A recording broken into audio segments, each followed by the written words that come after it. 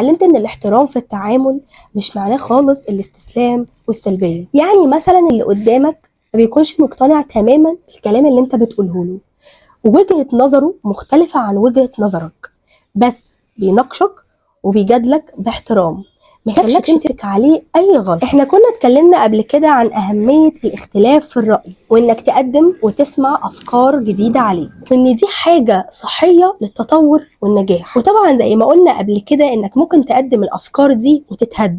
ايه السبب؟ طب ممكن علشان بتقدمها بطريقة ما بتحترمش اللي قدامك بيها، او باسلوب مش صحيح، او انت مش سامح له انه يقول رأيه في الفكرة، او منعه مثلا انه يقدم افكار زي ما انت قدمت فكرتك.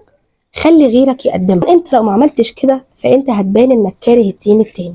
والمعادلة الصعبة هنا انك تقدم افكار جديدة وتسمع اراء الناس عن الفكرة بتاعتك وتتناقش فيه. كل ده هيتقدم بطريقة حلوة جدا وطريقة محترمة جدا، مهما كانت المناقشة حامية جدا والاختلاف في الرأي شديد. وطبعا زي ما انت عارف باحترامك بيخلي الناس تبقى في صفك، تكسبهم.